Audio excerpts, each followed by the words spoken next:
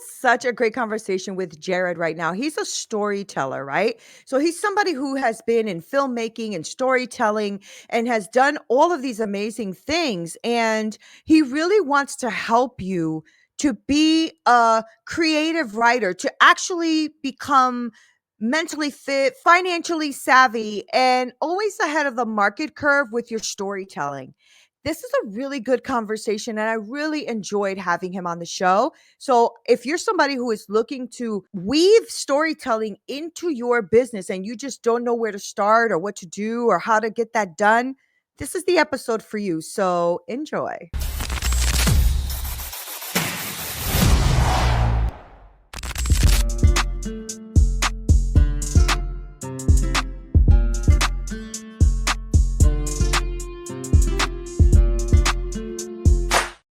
What's up, y'all? This is Neena Perez, and this is Straight Talk, No Sugar Added. Welcome back, y'all. Make sure you like, share, subscribe, all that great stuff. You know what to do, because today's guest is Jared Moses. He is a storytelling theorist. He's an entrepreneur. He's the founder of One Brilliant Arc, a media company dedicated to transforming hesitant storytellers into confident creators. Now, we were just talking about if he's from the East Coast, because I heard a little bit of a East Coast accent going on. He is a Boston native. He's now in Springfield, Illinois. So he is definitely sounding like an Eastern guy in the Midwest. Like, you could definitely tell. But I love that. Jared, you have a passion that spans from screenwriting to novels to filmmaking. I mean, you're on a mission to creating freelancers and becoming for them to become mentally fit and financially savvy. And I really love that. I love what you're about. So I love to start the show by letting people hear from you who you are. So who are you, Jared? Who are you, bro? I'm a storyteller. That is who I am. Over like above all else, that's who I am. My purpose, I believe, on this planet is to tell stories, to help other people tell stories. Story to me is the connective tissue of civilization, and if you are, each and every one of us is contributing to the narrative that is our civilization, and so being a part of helping people to contribute to that is kind of like, I think that's just what I was born to do. What got you into the love of storytelling? Um, when I was, it's an interesting story because I have two different perspectives. So when it comes to filmmaking, there's a very specific story. When it comes to just Yeah. storytelling in general, I was raised by a Jehovah's Witness. My mom's Jehovah's Witness. She Mm. raised me, and when I was a little kid, she used to tell me all of these stories, these little Bible stories, and I used to love I just loved them. I loved them. I I had didn't. those books, Jared. I had those books. They would come to my mother's house all the time with those amazing storybooks. They were Exactly. freaking awesome. I like those books. So yeah, I grew up with those, and just from a young age, I was the first book I ever had was called My Book of Bible Stories, and it was just all of these, like, you had like the Noah story, and you had Yes. Job, and you have all that stuff in there, and I used to love that. But then filmmaking was like where I really fell in love with stories. And so I always tell my filmmaking mentor, I always tell him, like, the moment I knew that I loved film was my mom and I were coming home from a dentist appointment. I was about maybe like 6 or 7 years old, and on the radio they were talking about the movie Hook with Robin Williams, Mhm. and they were talking about how it was going to come on that night. And I was telling my mom that, like, oh, they must be getting ready to go to the studio right now to go and record the movie so that we could watch it live, because I was under the impression that that's how movies were made. Right. And so she had told me, she's like, no, they made that a long time ago, and they put in, for some reason, that when she told me that that was like the magic, it just clicked in me that was like, that's magical, that like somebody filmed it, and it was somebody's idea, and then this big Mhm. old thing happened. And so I loved film ever since, and I've loved story ever since then. So yeah, Right. that's how I got into it. That's so cool, right? Like, it's really nice when you can find what you love when you're young and then go and pursue it, For right? sure, for Yeah, sure. that's so great. Now, and I know you're helping like creatives, right? Mhm. And writers and stuff, like, really empower their storytelling. Am I right about that? Yep, that's Yeah. that's correct. So, what do you think is the first shift that these people need to make then to actually make um mentally or practically step into that confident role, because I speak to a lot of people who are like, I'm a, I want to write, but I don't know how. And I want to, and I know storytelling is so huge right now, Hmm. especially if you are an entrepreneur or somebody who's trying to get out Sure, there, for sure. because people are tired of like fake AI stuff, right? Yes, So I exactly. mean, even though AI has only been around a little while, we're I have still thoughts. humans. I have Yeah, thoughts yeah, about that exactly. Yeah. though. I think AI is fine. I use I it, when I can, but I think that writers in general are afraid of AI, and I really don't think they should be. no, I don't think I think either. AI is the future, in a good way though, not in the way that a lot of people seem to think that it is. But that's a story for another day. But I do think that it's important that people understand their tools at their disposal. But to answer your question before that, sorry, about what is that mindset shift? I think the number one thing is to understand your responsibility as a storyteller. That's Mm, the first thing, because I think that this is my opinion. I believe that the closest thing we as human beings have to divinity, and this is not, regardless of what you believe, regardless of who you believe in, as human beings, the closest thing we have to divinity on earth is creatives. The mm, idea that people can create something that wasn't there before. And when you want to tell a story, when you want to write a story, what you're doing is you're creating. And that's not only a gift, it's a privilege, it's an honor, and it's something that you should automatically just look at. And I know that puts a lot of pressure on people because they're like, I don't want to take it so seriously, but it's like, it's not so much that you have to take it seriously as much as just recognizing this is a chance for you to tell your story. Nobody can tell your story like you can. And so right. once you understand, oh, this is my chance, this is my ability to contribute to society in some way, offer something that wasn't there before.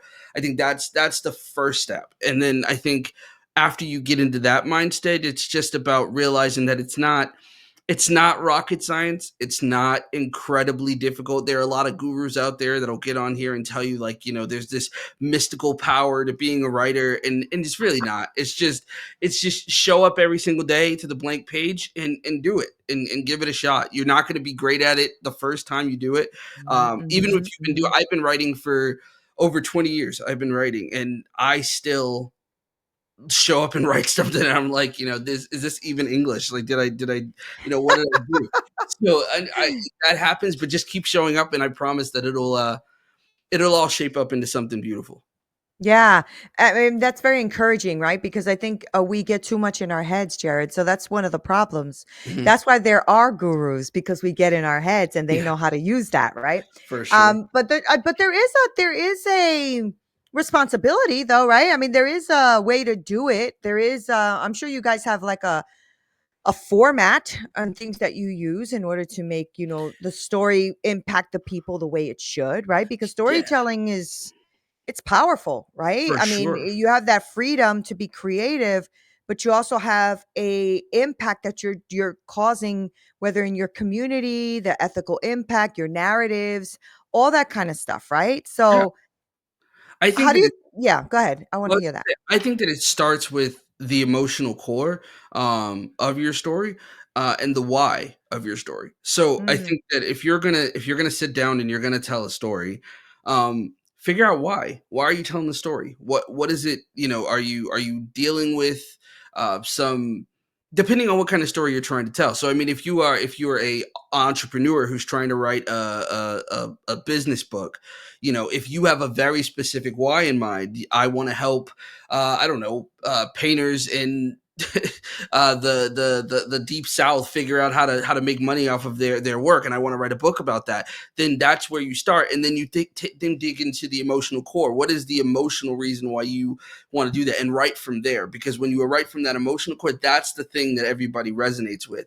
If mm, you're doing it for fiction, and that kind of thing, it's pretty much the same thing. Why do you want to write this story, and what's the emotional hook? I think what the reason why storytelling works so well in business and in fiction or in anything, I think, is just because when it comes from the heart, it's the heart has this universal thing where we can all understand each other. On the podcast that I do, we were talking about the movie The Piano Lesson. I don't know if you had a chance to see that one yet, but it's Oh. about an African American family, and we were talking about how like it's universally a good film because you don't have to be African American to understand the things that they were going through, the themes of family and not getting along with each other and those kinds of things. Mhm. That's a universal issue. That's an Right. issue that comes from an emotional core. And so I think that when it comes to business, when it comes to these things, when you resonate with somebody's heart first, Mhm. everything else is easy. So I identify exactly why you want to write it, identify what the emotional core is.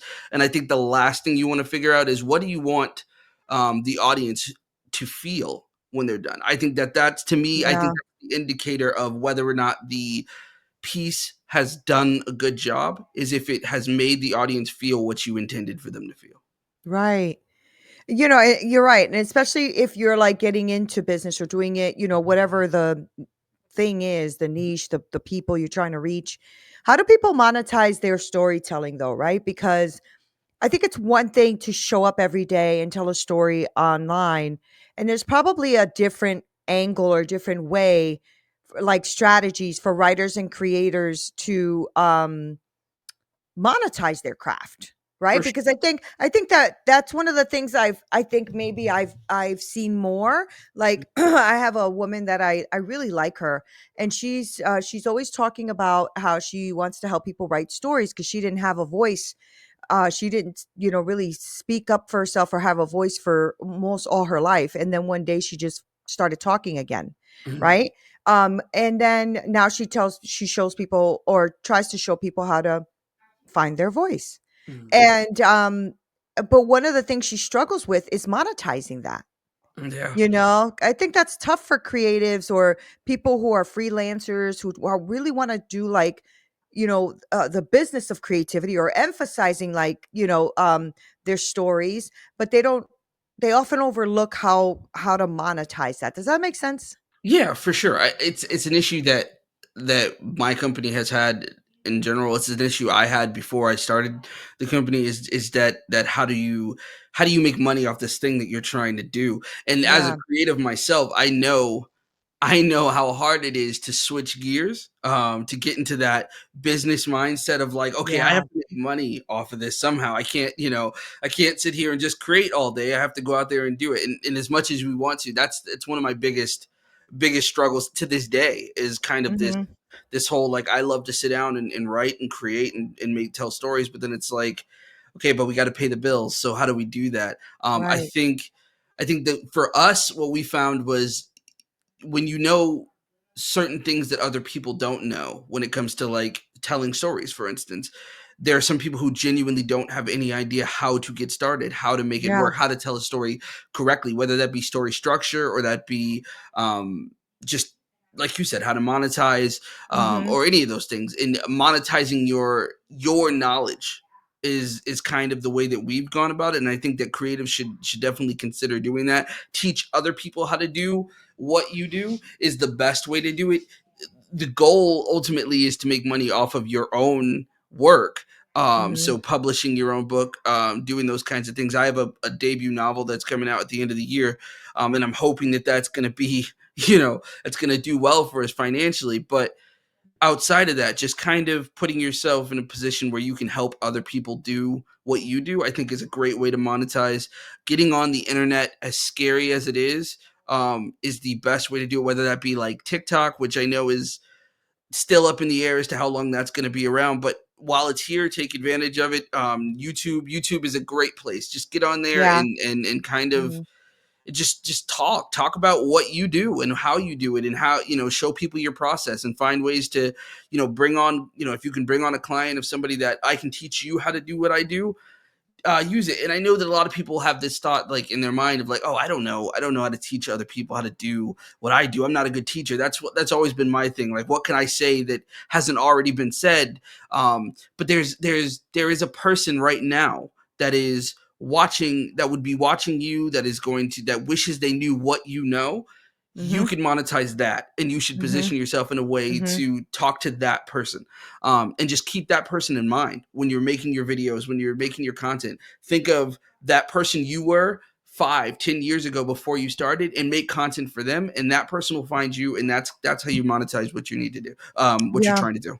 Yeah, yeah. And the same thing with your book, right? Because even if, let's say, the book isn't like a top seller, let's say, you can Mhm. still leverage that book to be on stages, to be in podcasts, to, For like sure. to leverage your expertise. So there's different ways to do it. But I think you're right. I think, especially creatives, I think it's because we like to create, we just keep creating. Yeah. And then it's like, okay, but the light's gonna turn off if you just keep creating, you know what I'm saying? You're Like, great in the I dark. think yeah, that's like exactly, like, that seems to be something that, a lot of creatives go through, right? Because Mhm. I think it's just the way our brain works probably. I mean, we are so creative that sometimes doing the linear stuff or the strategy stuff or the business stuff or, we're like, "Blech, don't like Yeah, that," you yeah. know? I'd rather do this. This is more fun.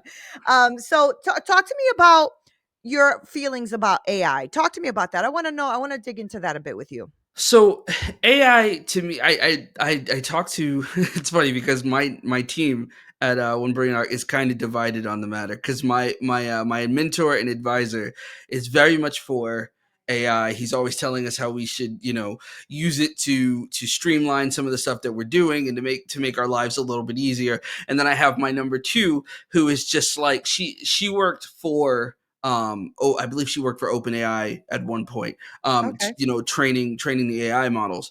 And so she is just like jaded by by AI in general. So for her, she's just like, I don't want to, we don't want to use AI. AI is terrible. And my whole thing is, I don't want to do AI for the sense of like, oh, we should create content with AI. I think that does a disservice to your audience. Yeah. However, I think if you want to use it to edit something that you're doing, it could do that. If you want to, like, me and my number two were trying to come up with a system for, how do we put in order a system that we can execute every single day to make sure that we're doing what we need to do, and how we need, these are our goals, and this is where we want to be. Put into place a system that we do, and we couldn't figure it out. I go to ChatGPT, I told it what my goals were. I said, this is our time schedule, this is what we need done. Can you create a system that we can put in every single day to get to where we want to go? And it came up with a schedule, and we've been operating off that ever since, and been doing really, really well with it. So I Yeah. think I think it really depends on how you use AI. Yeah. It's how beneficial it is. The other thing that I have to tell people, it's like the greatest hack that I've ever found on AI, is if you ever want to figure out where your weaknesses are, in your business, um, in what you're doing, the project that you've taken on, right?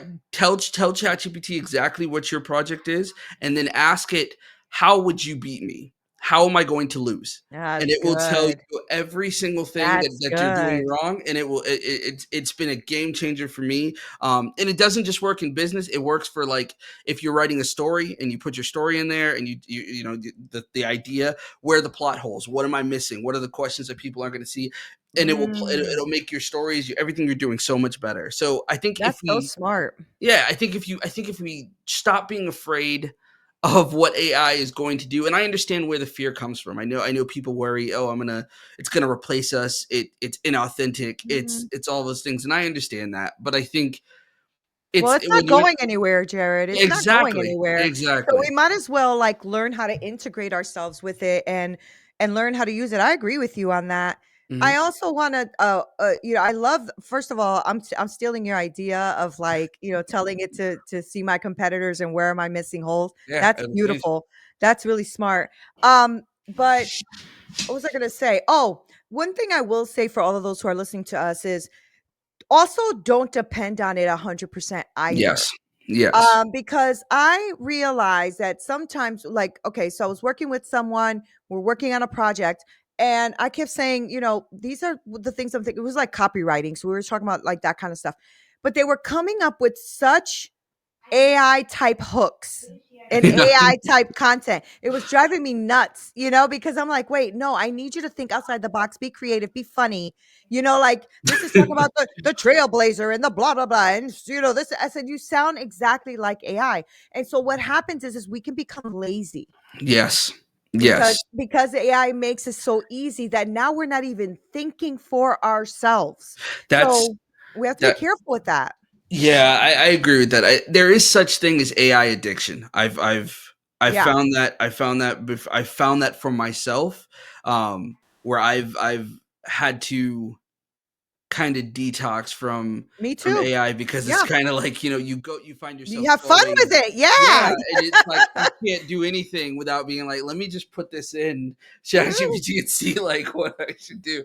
So So true. so it's like So true. I have to like close the tab out and be like, you're not allowed to use ChatGPT today. I named I was using it so much I named it. My my entire team knows, like, when I say Sebastian, they know I'm talking about AI. Ah, that's And so funny. so I get it. I get it. And you're not lying though. You're telling the truth because that is something that I this maybe like 6 months ago or so I had to start checking myself because I'm like, "Wait a Neen, you can answer the question on your own. What are you doing? Like, why are you asking ChatGPT how to make a freaking omelet? You're a award-winning chef. What the hell is wrong with you?" You know, like Exactly. And you find yourself it's asking so it funny. permission for things, like, that Yeah, was me, like, I was like, should I wear this today? And it's like, right. this is like, "Oh, no, don't let me get one of those robots. I don't Oh, know." you know what? Me too. Oh my god, and the funniest thing is that now you can interact with it, Yes. vocally, Yes, and I have it on she my phone. yeah, she's become my girl, like, I'm like, "Hey, what's up?" She's like, "Hey, Nina, how are you? Hey, so listen, I was thinking about this today. What do you think?" She goes, "That's a great That idea." is I'm like, me. "Oh That is my me. god." My wife caught me a couple of weeks ago, talking. She heard me talking, and she comes and says, "Who are you talking to?" And I was just like, "Oh, I'm just talking to Sebastian." And I hold her up, and I show her my phone, and she just walks away. She's like, "No, no, I'm not doing this." I'm like, "This is the world we live in. You gotta accept it." So That is so funny. So tell me about what you're working on now. Like, what kind of projects are you working on? How are you helping creatives? Like, let's talk about that. I am currently working on we're editing my debut novel, which like I said, it's coming out in the fall. I'm also writing a book called the 60 Laws of Storytelling, a manifesto against Ooh, mediocrity. So I'm working on that. ooh, I As like far that. Yeah, it's going to be for anybody who wants to tell stories, regardless of what kind of stories you want to tell. It's more philosophical and theoretical than it is self-help. Like, I like to think of it, I don't know if you've ever read the book 101 Essays to Change the Way You Think, by Brianna Weiss, No, but it's no. a fantastic book. But it's kind of like Mm, that meets the 48 Laws of Power, where it's okay. really just it's theoretical. It's like I said, it's not meant to be like, oh, this is step by step how to be a storyteller. I didn't want to do that. I wanted to be more of a one of those things where you just kind of had my thoughts on storytelling and what I wanted other people to view, because I get very, very frustrated with the state of storytelling right now, especially in places like Hollywood, but even in literature, I get very frustrated with a lot of it, and so I have very specific thoughts about that. So that's where we are. That's what I'm doing personally, or at least as a company. My company is helping me to get that published and do that kind of thing. But for other people, we're actively right now, our main focus has been like flooding the internet with content. That's been our main focus. We're really, really big on brand awareness right now. We want to be the go-to place for storytellers. So when you have Mm, questions about stories and you want to know, how do I tell a story, or what's the best way to do it, you know exactly who to go to. One Brilliant Artist, yeah. where you go. So that's our primary objective at the moment. We're getting ready to put together a couple of courses. I was just gonna ask that. I'm like, are Yeah, you gonna take in that direction? Because that's not a bad idea, yeah, especially with your book coming out, right? So, or even having a paid community or something, yeah. where they get access to you. Yeah. Yep, that's where we're building it. And so our whole thing with the building with brand awareness, getting flooding the internet with content, has been trying to build leverage, so that way, and authority, so that people can say, okay, I'm willing to pay to be a part of your community because I've seen you everywhere and I know where you are and that kind of Yeah. thing. So that's just been our primary objective as of late. That's awesome. That's awesome. And so it's just to get creatives to do what with their creativity, with their storytelling. What's the goal? Our ultimate goal is to help. storytellers, no matter who they are, whether that be entrepreneurs or authors or whoever, learn how to show up on the page confidently, courageously, and competently. Um, and so, whether you are just starting telling your story or you've told your story and now you want to figure out how do I get it out into the world, our whole goal is to help you go from being that kind of like the person you were talking about, the person who's I don't know what to do with my story, I don't know how to tell Yeah, my story. Go from that to I know exactly who I am, I know exactly what I want to say, and I know exactly how to say it. right. That's the ultimate goal for us. Yeah, the good thing about that too is for anybody who's listening and is thinking, I don't know how to tell a story because a lot of us overthink it. We Absolutely. do. And sometimes you do need structure though, because I've been to like events where I've been to events where like a speaker goes up, right? And they're about to go into their talk about whatever. And you immediately can see that what they're talking about doesn't match what they were talking about before, or there's like a mismatch in communication Mhm. or it wasn't interesting enough. Like I find myself on my iPhone while they're talking that, which is rude, but it's also at the same time, you're boring the hell out of me, like that kind of thing. Right. So there's an art to this, Jared. Right. So For sure. yes, everybody can do it, but there is an art to it and a form. And that's why storytelling has been such a big thing. And especially for 2025, because what I've noticed, especially, all the research I've been doing and talking to people and doing all this stuff, is people want authenticity and vulnerability. Mhm. And that comes with telling your story Yes. because all of us have a story that can connect with others. That doesn't mean your story is exactly the same. Mhm. Like, if you're somebody who grew up being bullied and you say I grew up being bullied, some people might relate, but if you grow up in if but if you say you ever felt like, whatever that feeling is, like you Mhm. ever felt like downcasted or depressed or angry or you helpless, or more people can relate to that. So it always Yes. depends on how you tell the story, right? Yeah, absolutely, absolutely, and Yeah. that goes back to that emotional core, Right. part of things, because I think that it's connect with a person on how they feel, and that will always be the way that you get to somebody, because like I said, nobody we don't all have the same experiences, we haven't all been through the same thing. Right. I personally have been through a lot of things. I've had mental health issues, I've had health, like physical health issues. Those are things that not everybody has dealt with, but we all know what it's like to feel helpless. We all know what it's like to feel like, oh, the feel like the world's against you sometimes. Yeah. We all Yeah. know what it's like to feel like that. And I think when I tell my story, I like, I hope that people can understand, even if you've never been through what I've been through, you know what it's like to feel like you're the only one in the world dealing with it, and that Mm. you wish somebody was there, Mhm. just to give you a hug and tell you, it's gonna be okay.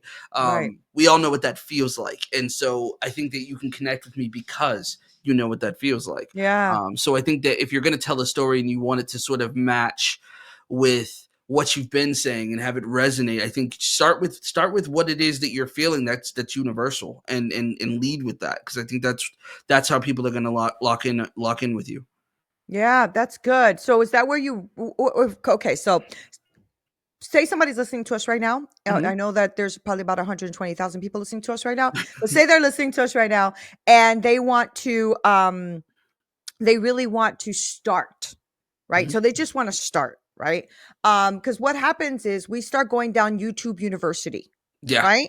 Yeah. And then everybody has their own methodology and system and ways, and I get it. Everybody has their own unique thing, whatever. But give somebody like a way where do they start? If they're like, Jared, I have no freaking clue. I just know I want to tell my story, but I don't even know where to start. What would you tell them? What would be the first step? The first step I would say is ask yourself why you want to tell this story. Because once you need that, because You that's need your North that. Star. Because Yeah. when it gets hard, because it will get hard, Yep. there are going to be days where you show up to the blank page and you're just going to be, and nothing's going to come out. And you're not going to be able to put it into words, or you're going to think everything that's coming out is just horrible and terrible. And you just want to throw it in the trash and never write ever again. That's going to happen, but that why is going to be the thing that keeps you showing up every single day. That's Mhm. first. After that, I would say just it sounds cliche, but it's true. It's just start writing, and it doesn't even have to be in order. It doesn't even have to make sense, because you the first draft of whatever you're writing is I tell you this, I tell the people that work with us, all this: your first draft is going to suck. I'm going to tell you that now. I'm going to hold your Yeah. hand and tell you that it's going to suck no matter what, unless you are no, there's nobody. There's nobody, and it's going to suck. Yes, yes. It's just going to, and that's okay. It's supposed to. It's supposed, because the only purpose of that is to get it out Out. on the paper. So Yes. start at the end, start in the middle. It doesn't matter. Whatever part is speaking to you most to tell, do that, and from there it'll start to make sense to you. It Yeah. becomes pretty instinctive, and if you're moving from who like I said, why, start with why, then start doing it. I would even say, though, just before that, think about who you want to talk to, because if you want to talk to, um let's say you want to talk to your younger self, you want to talk to a version of you that is not quite where you are, but it was where you are. That's exactly who you write to. Write with that one person in mind, as if you're writing a letter to that Mhm. person, Mhm. and just keep doing that and say everything that you want to say. And you can always move things around, piece it together so that it makes more sense and it's organized. You can hire us to help you do that, so that you have a specific cohesive thing. But just start by speaking to the person you want to tell the story to, and that works even in fiction, because in fiction there's a specific reader that you want, Mhm. Right. and so write the story for them. Write the story you think they need to hear. Mhm. That's how you do it. And once you do that, I promise you, it'll begin to flow. It'll begin to Yeah. flow every single time. I agree with that. I think one of the things that we do when we're starting to write is we think too much. Yeah.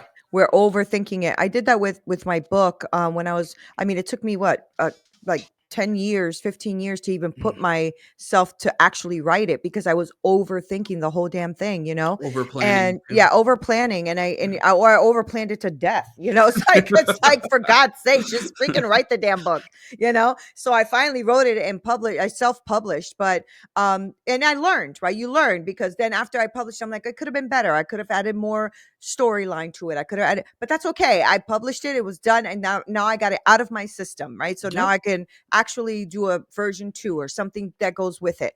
But you're right. I think sometimes you just have to suck to get better, For and most people don't. And that's with business. That's with everything. I don't know why we have this idea that we can just show up and we're going to be amazing. Like sure. I don't know That's where true. that comes from. That's true. I don't either. I don't like, because I think it's in our head. We're just like, we envision it so perfectly that it's just like, this should be easy, and then it's just not.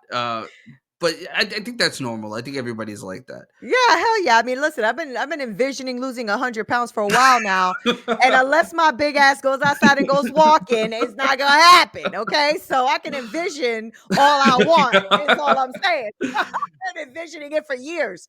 Anywho, I okay, Nina, digress, Nina. But it's stuff like that, right? Like I think it's also okay, so I have a little bit of a gripe with like these major gurus out there. Mhm, And my gripe with them is I think they've lost touch sometimes with reality. And mhm, what I mean by that is not all of us have, 10 to $15 million a month to pour into ads, right? mhm. Yeah, And so when they tell you it's going to be easy, you're going to have it done, it's 90 days, you're going to be rich, blah blah blah, whatever it is that they're trying to sell you, it irritates me only because that's how people get deflated because they get into these programs paying tons and tons of money. I'm talking from a coach perspective now, yeah, right? And then they come to me, they've been burnt, broken, and tired. You mhm, know what I'm saying? Because they joined this amazing program that mhm, cost them like this amazing stuff. And so I think we just need to be authentic, Jared. Like just come for up and sure. say, listen, I know that I'm making millions now, but it took me 25 years to get here. Yeah. You know what I'm I saying? wish That way somebody said we that to me. yeah, Like, I was me like too. Me too, because it would be really nice to know, okay, wait a minute. So I got 10 years. Let me start hustling. Yeah, Maybe I can make it 8 or 6, yeah. but most of us think it's 90 days. 90 days and we're going to be like the biggest, top seller in the world.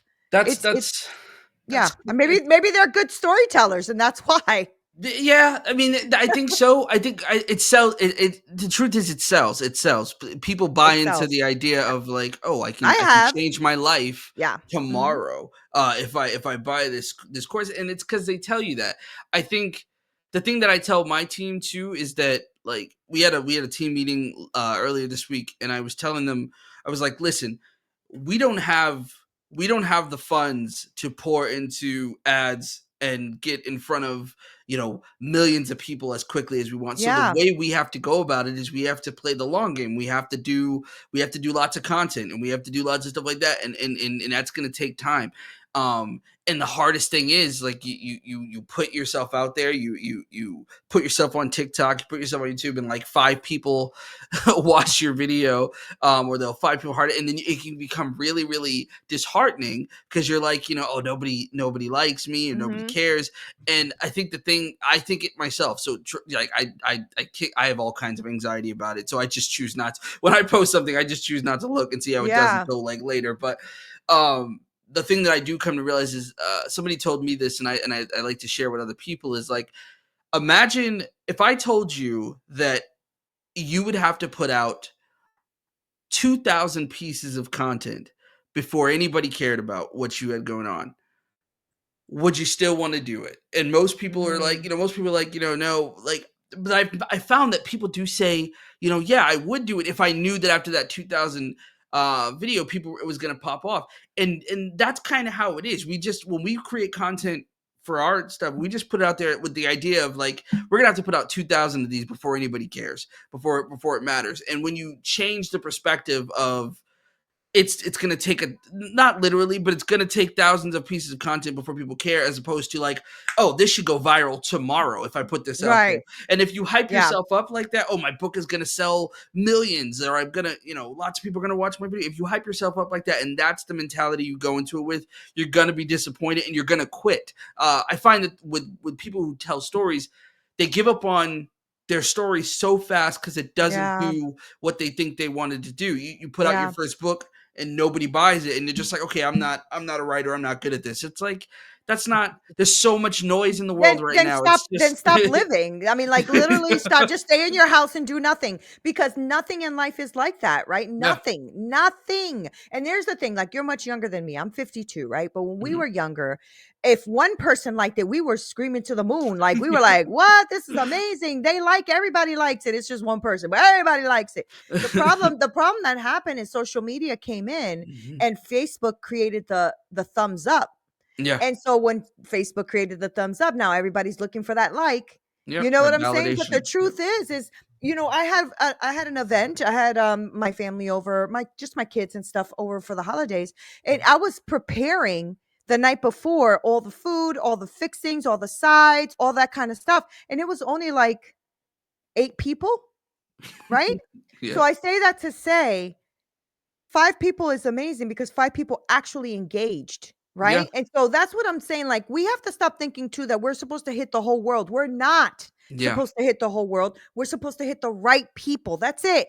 There's Yeah. billions of people in the world. There's no way you can be speaking to everybody. It's just no way, For right? sure. I agree So with that. that's why I like when you said, that know your why and who you're speaking to. And listen, if it's one person, like when I first started my podcast, it was one person, Mhm. me. It wasn't nobody else. And nobody else. Not even my family was listening. Okay. Now I get 120,000 downloads. I get over almost 200,000 views on YouTube. So it took years. I've been doing this since 2018 or 17 or whatever. And it took years to build. But you know what I did? I turned on the damn mic every day and I Yeah. just did it. I Yeah. just did it.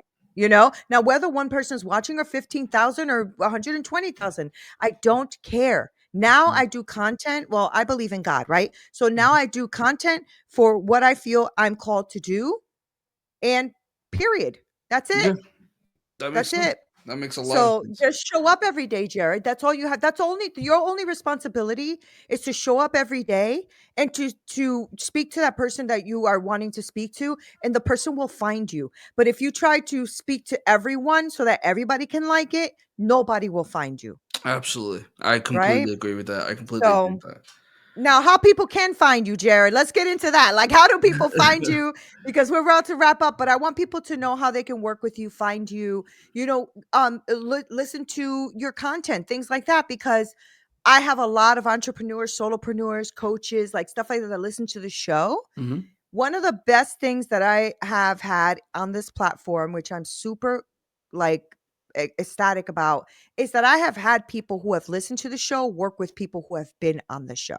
Mm. Right? And that's why I love to highlight amazing people doing amazing things. Well, So thanks. tell us how we can find you. So you can find us. You can subscribe to our newsletter, which has our constant links for free consultations. We do a free consultation for anybody, and that's at www.obaconnect. That's obaconnect.com. Also, if you like pop culture and you like to understand how those stories are broken down and why they work and how you can use them in your storytelling, you can check us out on our podcast at the Oba Presents Let's Talk Story podcast. You can find that on Spotify, on YouTube, or if you're a subscriber to our newsletter, you get it before everybody else every single Monday. So, yeah, that's pretty much where you can find us, and we're pretty easy to find. We're one brilliant arc on every other social media platform. One brilliant One arc. Brilliant Arc. Yep. Yeah, All awesome. together, and that's how you find us. Thank you so much, Jared, for Of hanging course. out with me today and Thanks for having a having me. great conversation and dealing with my damn slow Wi-Fi and all that kind of stuff. I really appreciate you. And I appreciate the work that you're doing. And I'm going Thank to you. be, I don't know if you believe in God or not, but I'm going to be praying for you that your business takes off in a big way, Thank you. because I think the work that you're doing is super special. So thank you for being here on Straight Talk. Thank Thanks you. for having me. Thanks for I having me. really appreciate that. Guys, Jared, right? I know. Good guy. Make sure that you guys go ahead and follow him, sign up to his newsletter, get on his podcast, all that great stuff. I'm going to link all of his information below to make sure you guys have all of that, because I know that you guys are freaking amazing because you're straight talkers. Make sure you like, share, subscribe. You know the drill already. And if you know someone who really wants to learn how to do storytelling, this is the guy for you. That's why I brought him on here. All right. This is Neena Perez, Straight Talk, no sugar added. Until next time.